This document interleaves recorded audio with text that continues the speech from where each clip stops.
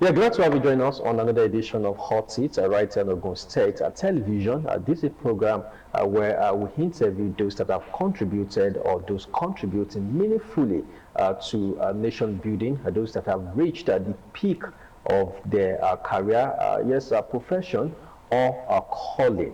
I am Moses or Jewumi, where today at the center of our conversation will be diplomacy, politics, yes, a bit of politics and national development. My guest is a legal practitioner, renowned human rights advocate, political advocate, activist, former commissioner, let me start from the rear, for Women Affairs and Social Welfare in Ogun State, and former ambassador to Zambia and Malawi. So could call her an ex-diplomat. What am I talking about? Ambassador Folake Marcus Bello. You're welcome to the show. Thank you very much. Thank you for having me. Yeah, thank you. Thank you for digging me out of my hole. Thanks for coming, Ambassador.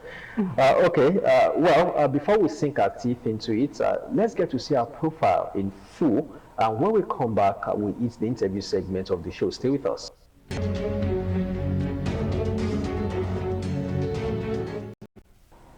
And that was the profile of my guest today, Ambassador Folake Marcus Bello. So, yes, thanks for coming once again.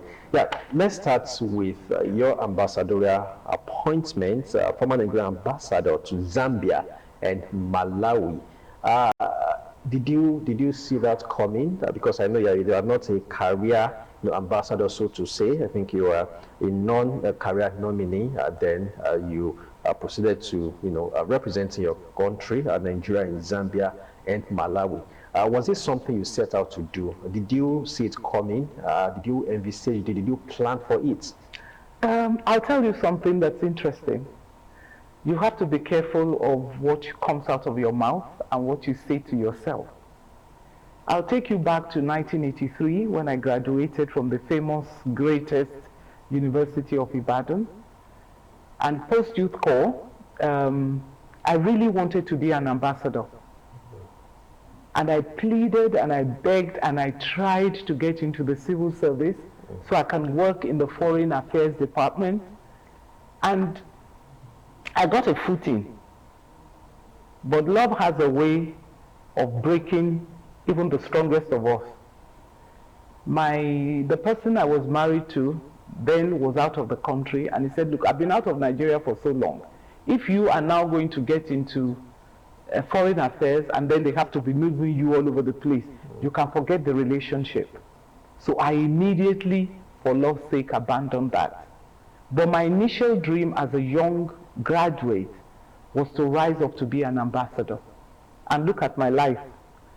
So many decades down the line, I still got to be an ambassador. So to say I saw it coming, no, I didn't. So now as a non-career ambassador, because I've had people say, these ambassadorial lists should be for technocrats, should be for the career ambassadors. We don't need politicians in this, because I would say, yes, you were into politics, you are still a politician anyway. Yes. So what challenges do you face, or what will you say to those critics that say politicians should not be made ambassadors? It's irate nonsense. It's stupidity on their part. And you see, for you to say some are career, some are non-career, an ambassador is the personal representative of the president.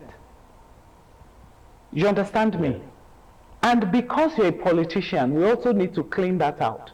Because you're a politician doesn't mean that you're stupid, unlettered, uneducated, not classy.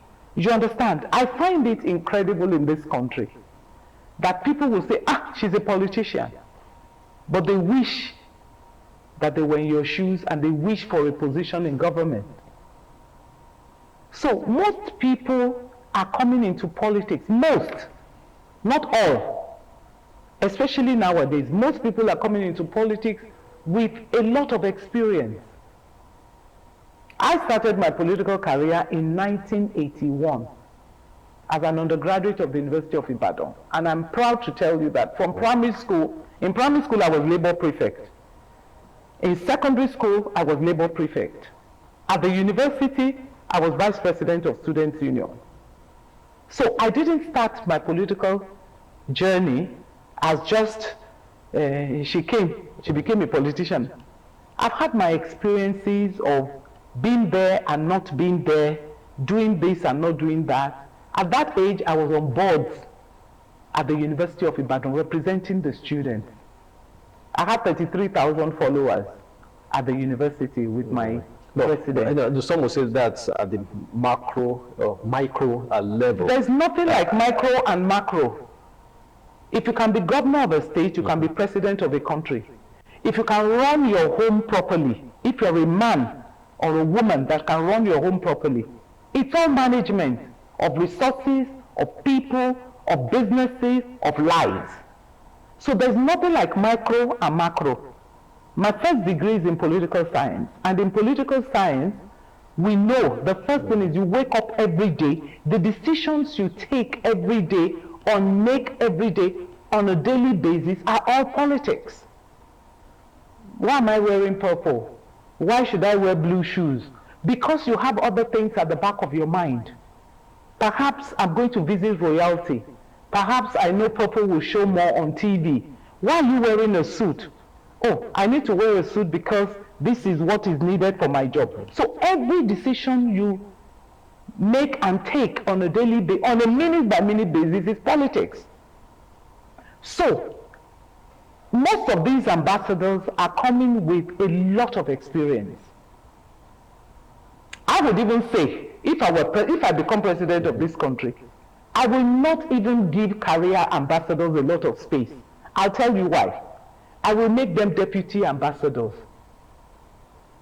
They claim to be experts, but the practice of it, the confidence of it, the visitation of it, the courage of it, the finesse of representing your country doesn't inflict on you because you have been a career person.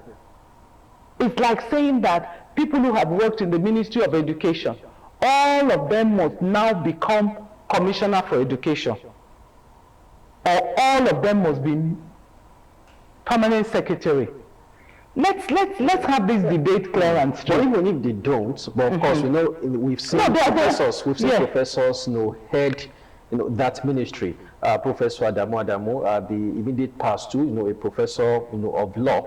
So in a way, but you said, yes, your career, you were a student activist, you've had leadership positions, yes, you were commissioner in the states. And maybe one would say, okay, well, that might have prepared you. But what about others that didn't have that? No, nothing prepares you. For full-time diplomacy, nothing prepares you. Believe me. Whether you are career or non-career, what do diplomats do? We look after the interest of our country in another country. You never know what's going to happen. What do we do? Oh, I hear the Queen of England is ill. You send the message home, so Nigeria can know what to do. Oh, I've just heard that she's dead. You send a message home, or they send you an official message which you relate to your president. You quickly have to get the permission of Foreign Affairs to put something together. Diplomacy is so versatile. But that's what some people studied in the university. They are even saying career ambassadors, for instance. That's what they have been doing. No. Career, let me tell you. Let's get it straight. When you say career ambassadors, you mean people who have been in the Ministry of Foreign Affairs and who then become ambassadors. Yes. You understand? I'll give you a great example. I'm sure, I hope you know Professor Folake M. Yes, I know. He was our Foreign Affairs Minister of Nigeria. He was where some states are not represented because there's somebody from that state that is currently serving. So I need to be told. I always have a different view, and I always like to be clear, because as an activist, when I hear this, I check it, I study it, and I fight. I don't look back. So now, as an ambassador, because I believe an ambassador will be It's an for ambassador. life, beautiful life. So I wouldn't want to say former No. ambassador. The president recalled them in 2023. Now, this is 2025. We just sent the list to the Senate. Why did it take this long? Is it so expensive to put up this structure, to put ambassadors in every country where we have bilateral relations? And do you think him coming up with a list now has a hand of Trump in it? Trump threatened the other time, and some critics said, oh, it's because we don't have an ambassador. There's no ambassador in the United States that could have sat down with Trump to say, oh, it's not like you think, there's no Christian genocide, these are the facts. Well, when you are the head of a place, you have to be very careful. And you have to have what they call your wits about you. I think the president made a big mistake, a big error of not sending out ambassadors immediately, or retaining the ones that were there until he found his feet. I'll explain. There are certain there's a certain accessibility an ambassador has. Don't look at an ambassador as ambassador. No. Out of the country where you serve, you can look at them as ambassador, but where they go to serve, they are presidents. And so there are privileges, there are places that they can access where ordinary mortals cannot access. And it's reciprocal.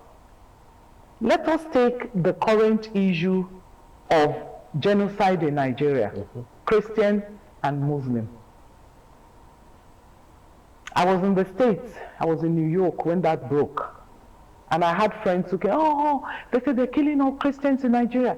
And I said, Nigerians are being killed, whether they are Christians or Muslims. Maybe you hear more about the Christians, but Nigeria needs help. It's not only a religious thing. It is life. We are being kidnapped, we are being killed, people are being, all sorts of things are going on. Maybe more for the Christians, but we need help as Nigerians. If we had an ambassador in Washington, D.C., Mr. Trump, the President of the United States, would have summoned our ambassador. When there's a crisis, presidents don't go making pronouncements. They speak to the ambassador first. They send for the ambassador. But Trump doesn't really follow procedures, because he said he was in the plane and he just saw Fox News reporting this genocide and he tweeted. So we've seen a president that doesn't follow procedures.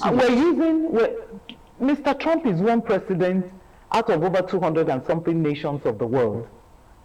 So we're just using him as an example. He may not be the norm, but I'm telling you that the norm would have been for, at that point, if we had an ambassador who had a presence, not my word, we have ambassadors who have a presence.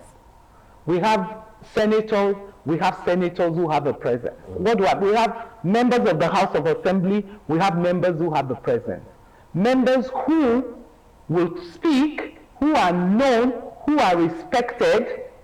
If Nigeria had a present ambassador who had a presence, the first thought that would come to Mr. Trump's mind would be, can you, even if he tweets, he will follow it up with, can you ask the Foreign Affairs Minister to get in touch with the Nigerian ambassador and arrange a meeting, or let the Foreign Affairs call up the president, the ambassador of Nigeria, and have a meeting with him.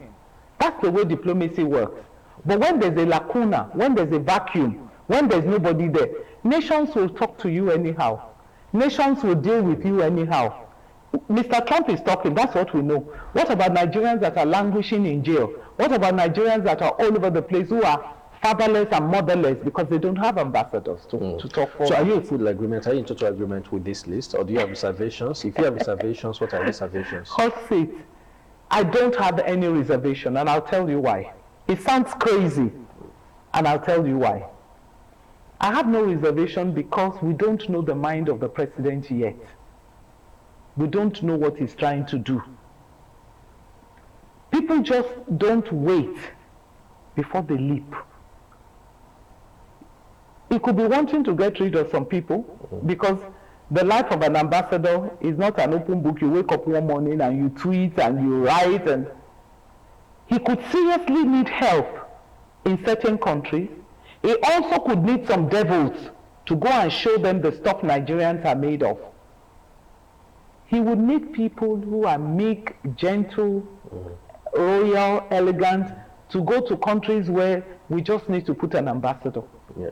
He will need our mouthpiece who will look at their foreign affairs and say, no, I'm not taking that for Nigerians. You cannot do that to my people without going overboard. So you need the good ones, you need the bad ones, you need the semi-good ones. The fact that you need troublesome people also. So you need all sorts of people. I'm not talking of corruption now. Yeah. That's a different kettle of fish. And then you don't know what connections these people have to countries where they will get sent to. But you know, and everybody is shouting, Mr. President. Yeah. Mr. President has put together a list. The list has gone to Senate. Senate also has its own responsibility. From there, the countries where they will be assigned to have their own responsibilities. Any smart country would get the consent of the other country before they make public where those people are going. Because the other country has a right to reject. Until an ambassador is holding his agreement. Agreement is an agreement between Nigeria and the other country. He's not an ambassador. So there are still hurdles.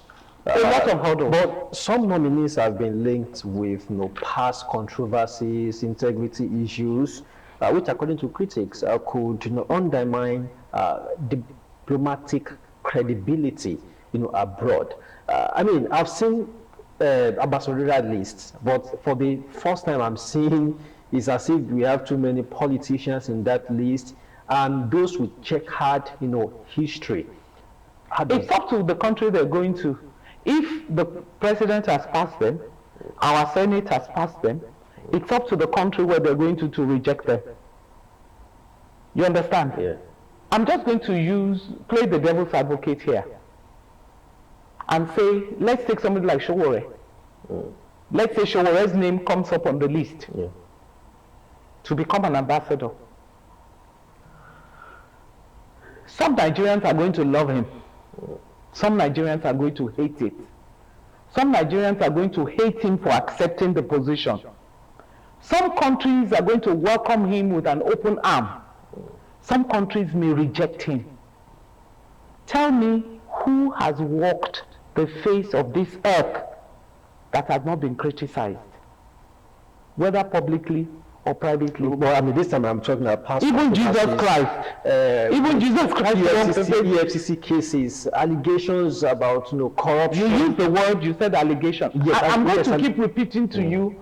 I'm not defending anybody because I'm in APC. I'm not in APC.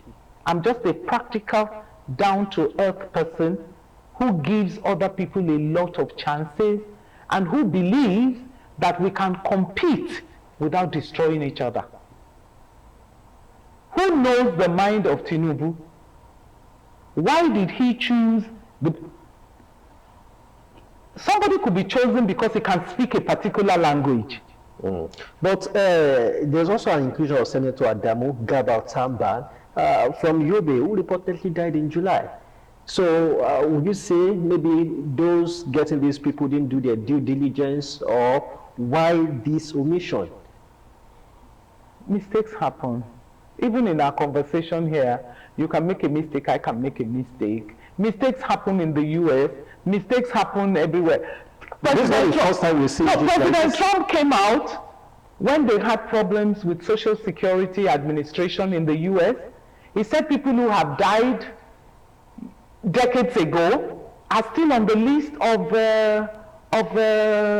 Social Security.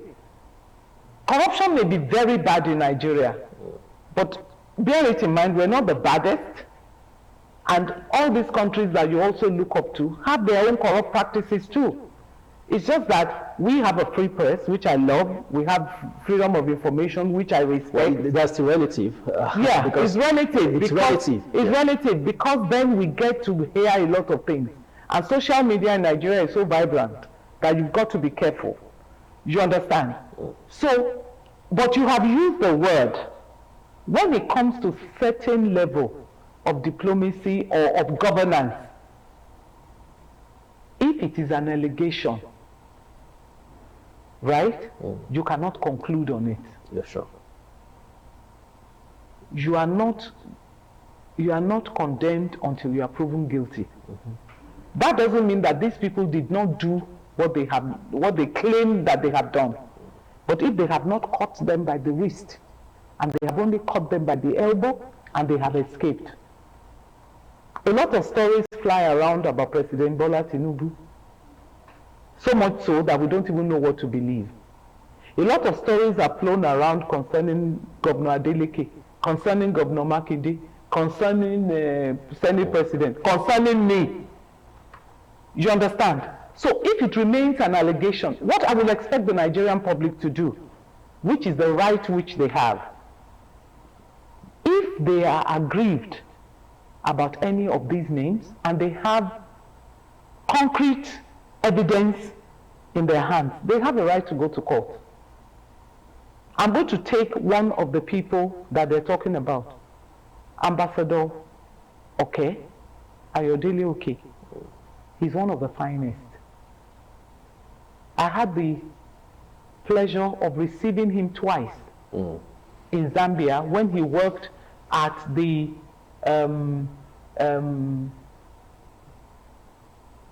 Commonwealth Office in London. I hear the list is out and the president has sent him to France.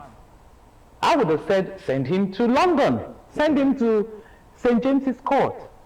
This is a seasoned diplomat, a seasoned career person, a lover of Nigeria, somebody who knows his onions. Though, the same thing with Mr. Are, that I hear has been sent to Washington. Round pegs in round holes. I cannot speak for the other gentleman that was sent to St. James's Court now, but I also suspect that is a round peg in a round hole. Diplomacy doesn't have to do with love. It is who do we need that we know has a foot in the door. You understand me? Who has a foot in the door? That is the issue. If you have a problem, let's keep it simple. You have a problem with your wife at home. Who can speak to her is what you are looking for. She's left me. Who can bring her back? Yeah. That's diplomacy. You are not just going to call on anybody. Go and talk to her. You will look for who does she listen to, who can get into her heart, who can bring her back. That is diplomacy. And the critics that would say it seems those that are quite loyal to the president, they put them in that list, including Reno Mokri, who used to criticize the president destructively then, and now he's turned a new leaf. And so it's looked like a rewarding system to... To you, it looks like a rewarding system. It could be a way of getting rid of a nuisance. No, because Reno Mokri has actually been supporting... It could be a way of getting rid of a nuisance. Look me in the eye and write it down. Let's see which country is going to. And let us see in the next 6 months, 1 year, after he gets his agreement, how relevant he's going to be when he comes back.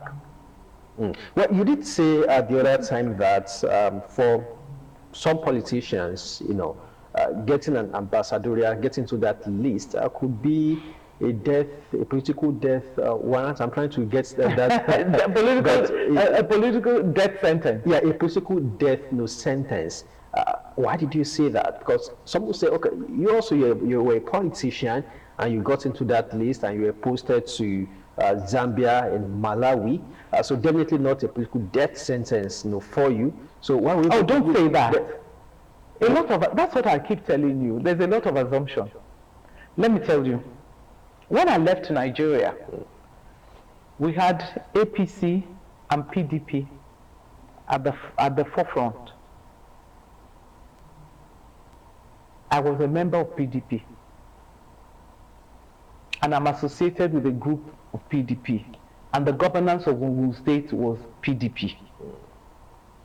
Halfway through my tenure up there, then they had APC, PDP, PPN. PDP divided into PPN and PDP. You understand? By the time I got back, I didn't know which one I belonged to. Is it PDP or PPN? The people I'm close to were in PPN. You understand? Yeah. I stayed back. I didn't understand it anymore. I took a leave of absence and ran to stay in America to rest, to cool my head and replan my strategy. For the 2023 elections, I wanted to come back. There's been further fractions. APC, another one was started by Senator Ibikunle Amosu. Then there was PPN, then there was PDP, then there was a lot of people had moved from PDP to APC, no, from PDP to APC. People have moved from APC to, there were some other smaller parties. PRP. If I were here, I would have followed that movement. I would have followed that trajectory. So I just did this. Right now, what have I decided to do? I'm staying put in PDP. You've been in PDP all your life? All my life, and I'm not going, even if it crashes, let it crash on my head. I mean, what kind of loyalty is that? We've seen governors, PDP governors, defect to APC. Even those that have not defected, they are taught, for example, Plateau State, for instance, that, a Muftrang will defect. Delta is APC. What are they looking for? Is APC. Taraba, I think, is APC. So I should ask. I should ask you. You're a politician. So I should ask you, what do you think they are looking for? I'm asking you as a member of the public. Well, if you know what they are looking for, I'm also trying to find out what they're looking for. Because, listen, where we copied diplomacy from, we started with the British, who are our colonial masters. Yeah. They have two parties, right? They have other parties, Green Party, Now, halfway through, I think it was Obasanjo who introduced us to the presidential system of governance. In America, how many parties are prominent? Republican, Democratic, and Independent. But it's Republican. And you will hardly find anybody jump from Democratic to Republican to Independent to, what are they looking for? What are Nigerians looking for? We're looking for good governance. 1 in every 4 Africans is a Nigerian, right? If 1 in every 4 is a Nigerian, that is 25% of Africa. Yeah. But there's no criminal. Are you with me? No criminal that they catch who will not tell you I'm a Nigerian, because we have already been labeled as criminals, as scammers, as 419ers, as useless people. So you think this most people is false? Not only is it false, but most black Africans hold Nigerian passports. Most non-Nigerians who are criminals hold. I'm not speaking that there are no criminals in Nigeria. Of course, there are criminals And how many Nigerians are actually out of Nigeria? How many percentage of Nigeria? Well, I mean, the ones who quite a number, because no, I'm not talking about the populous black country. No, the ones who japa are people who have gone out with the determination to work hard, yes, secure their papers. I'm talking of people who have criminal intent. Our ambassadors are the foot soldiers of this country. They have so much work to do on behalf of the president. And the president needs to appreciate and realize this fact. Well, if what you said was anything to go by, but how come the ambassadors allowed this to fester? Like you said, that they inherited it. Some of these criminals, they inherited it. Nigerians. When I was ambassador, if they catch anybody and we get a report, either on television or it was brought to the attention of the embassy, I personally interviewed the person involved. I personally visited prisons to ascertain. When they tell me 20 Nigerians are in prison, I personally went. And sometimes you are able to pick out one or two people. No, this accent, you are not Nigerian. This mark on your face, you are not Nigerian. Tell me what part of Nigeria you are from. We've had people who came, impregnated women in Zambia and ran away. And the women came to say, we are dumping the babies on you. I will take my time to interview and check. Most of the time, they're either from Togo or Nigeria or Ghana or some other place. So the work is so much. But are we not also at fault? The fact that, okay, where are the records? No, we are at fault. Where's the database? No, we are at fault. We are at fault. So you can only, our immigration. You can only profile, you look at the face, look at the accent, I say this may not be in a, but there may not be empirical facts. No, the empirical, sadly, the empirical facts they are holding make them genuine Nigerians. You understand? Let's take somebody from our brother country who has lived in Abeokuta for so long. How can you tell? They are Yorubas. So our documentation, we have internal problems which external interests like our ambassadors should help us to dampen. I'm not saying they're going to be able to do everything, but they will dampen it. I give you an example. I was in New York. They said, oh, we hear they are killing all Christians. I said, they are killing Nigerians. The people around me were shocked. I said, I'm a Christian. They happen to have access to churches and they go kill Christians.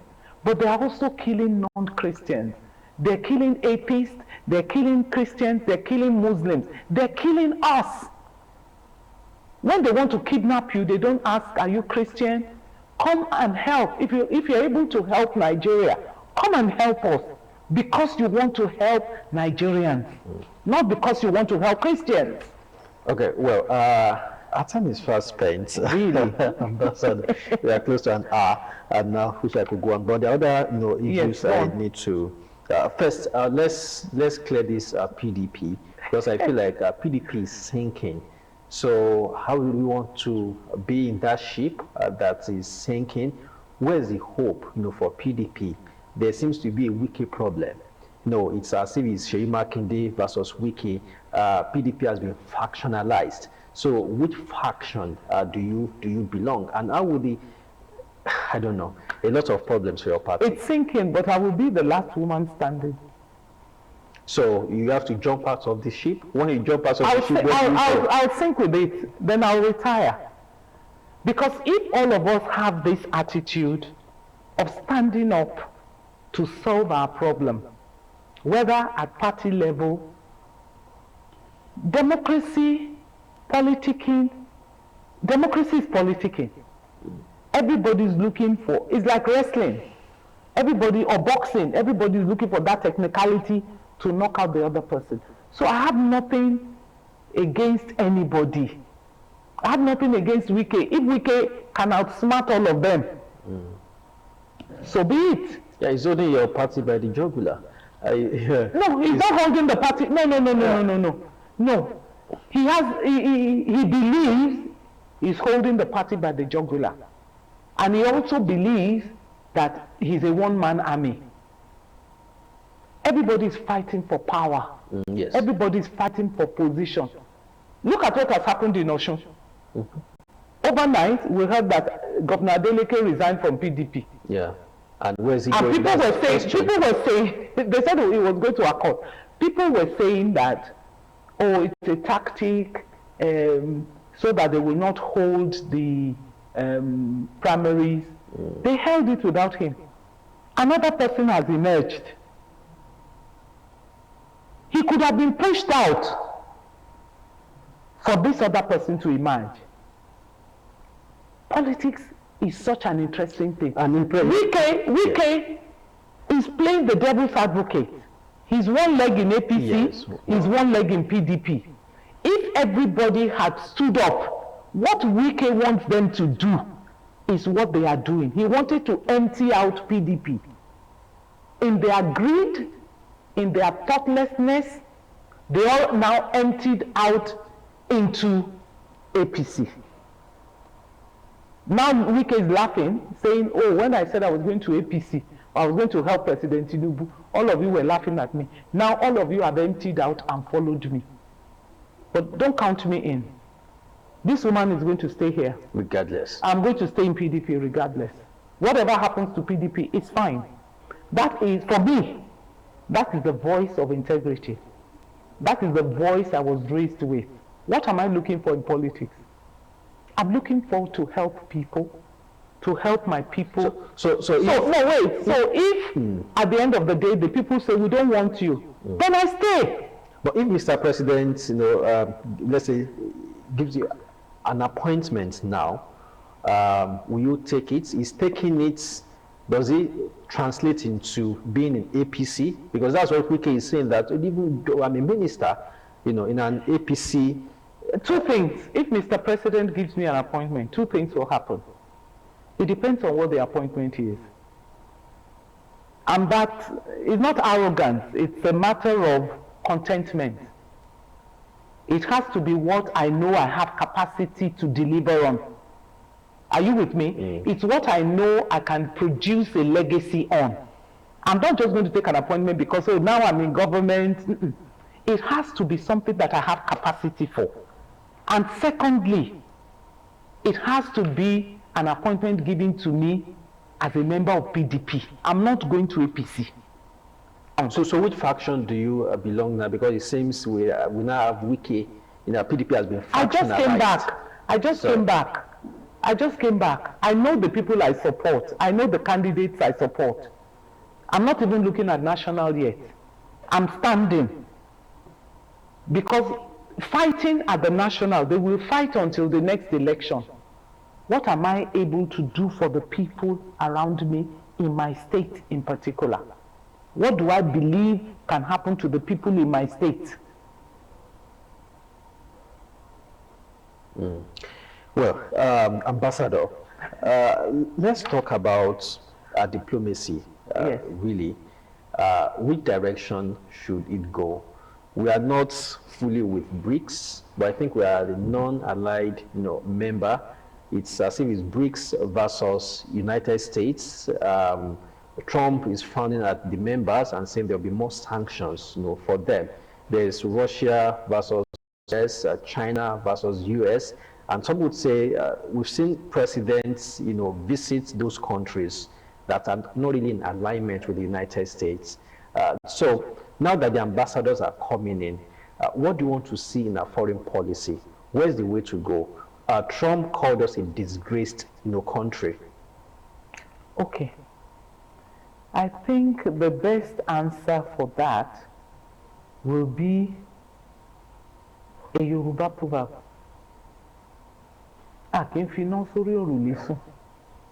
Which means you don't go to bed when there's fire on your roof. You are asking me about our foreign policy. Have we secured Africa? Have we secured West Africa? Have we secured East Africa? Have we secured North Africa? Are we still giants of Africa? In which sense? But have we even secured ourselves before we want to secure? No, you asked me about foreign policy. Have we sorted out our problems? But you cannot live in isolation. So foreign policy is important. What is Nigeria's contribution to Africa now? Look at the time of Obasanjo. Look at the time of General Gowon. Look at the time of, those two gentlemen I recall. When the people like Joe Gaba were those ones career ambassadors who represented us well in their starched uniform. And in other areas, not only military, when diplomacy was diplomacy. Let us secure Africa.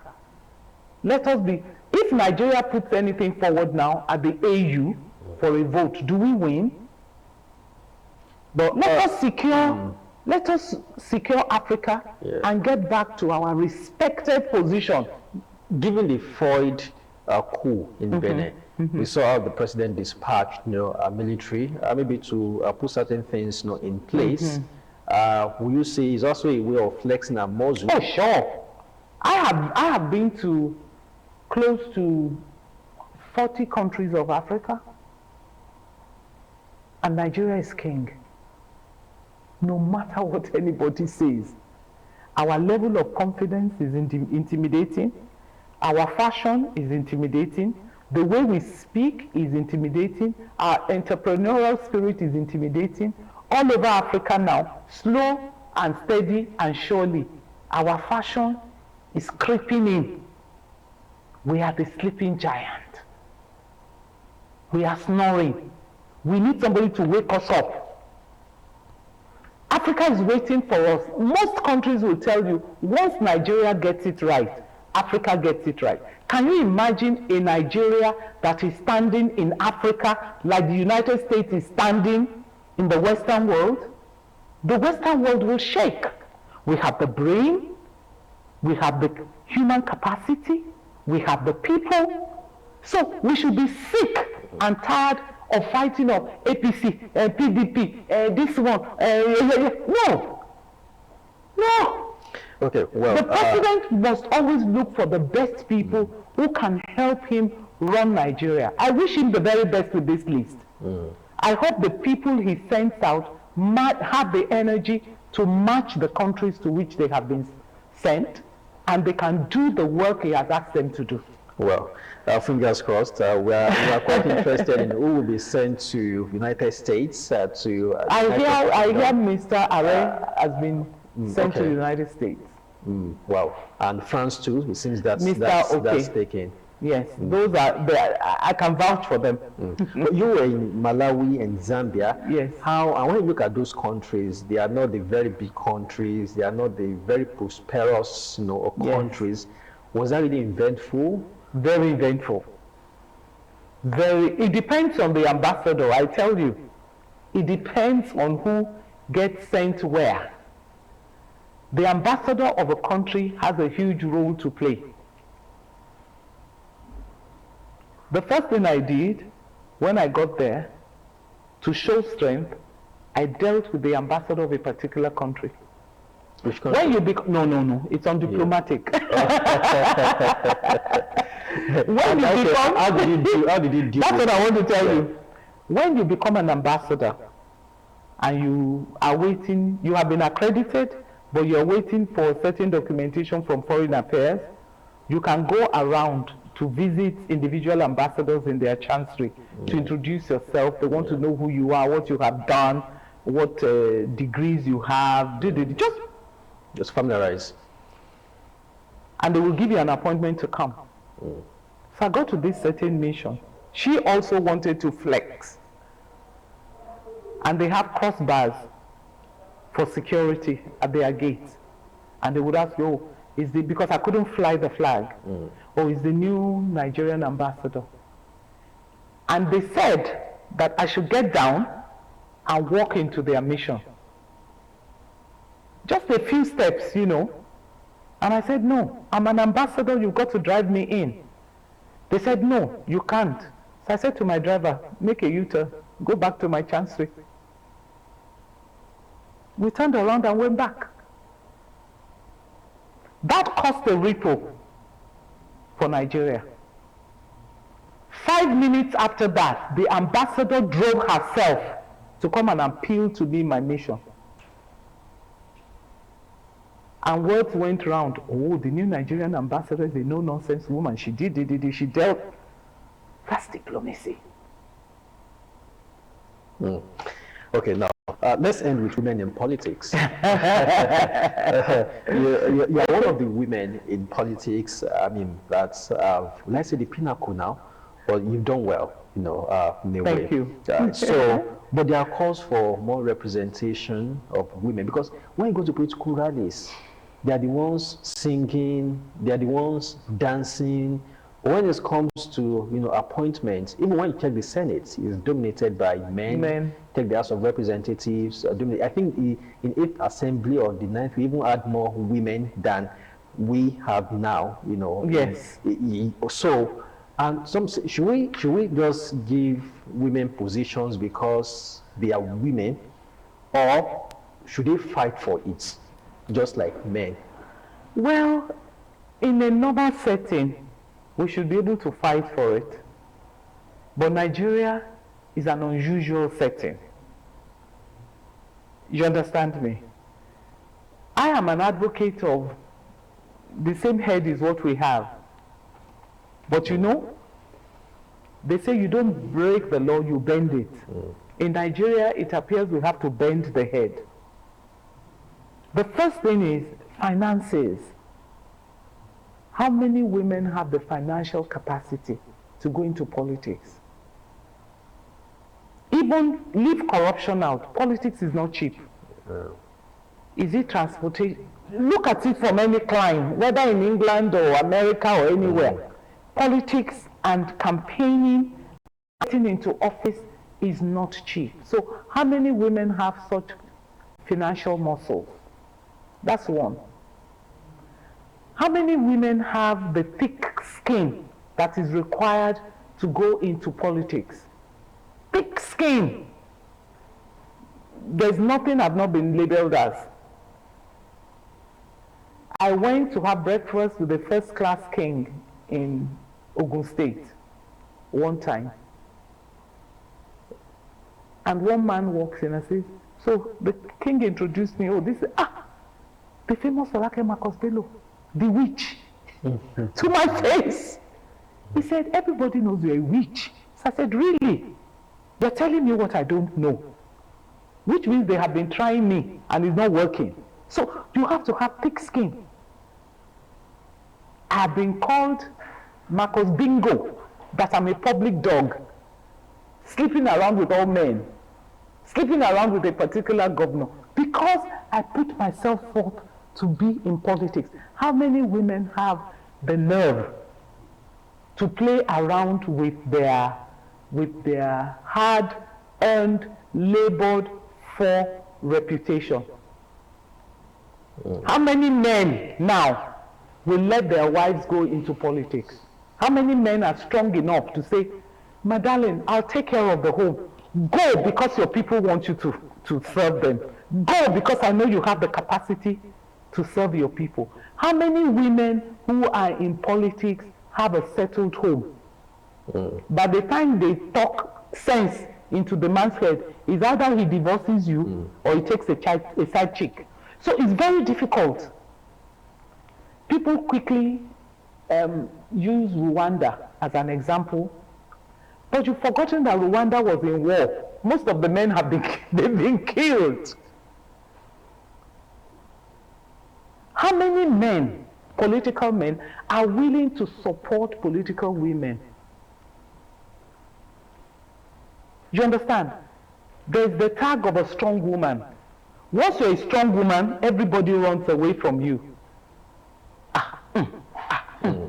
Well, Folake and all that. But what about the murky waters? I mean, how did you navigate all of that? Because like they say in local parlance that politics is dirty.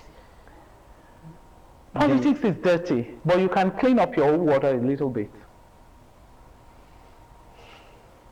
You need luck.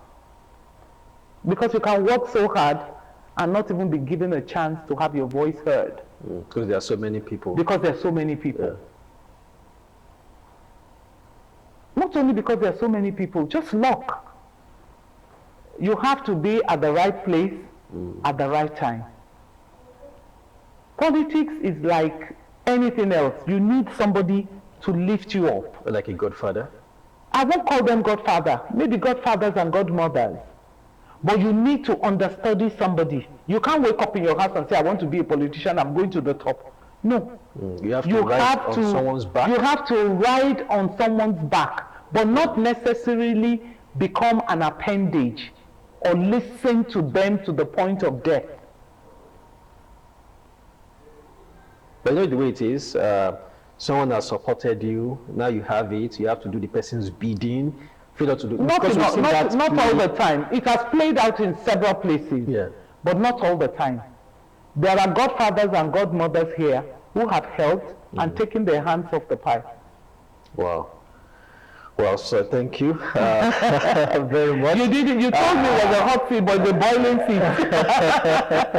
Our time is really fast spent. We have to go now. I promised you 50 minutes, but this more than it. So pardon me for that. Yes, no problem. Yeah, she's been a guest, Ambassador Folake Marcus Bello, an ex-diplomat, former Nigerian ambassador to Zambia and Malawi, and interestingly, former commissioner for women affairs and social welfare in Ogun State. Yes, he's an indigene of Ogun State. So thank you so much. Thank you very much for having me. You laid it all bare. And I'm sure our viewers have also enjoyed every bit of it. So till next week when we come your way again, I say to you, bye for now.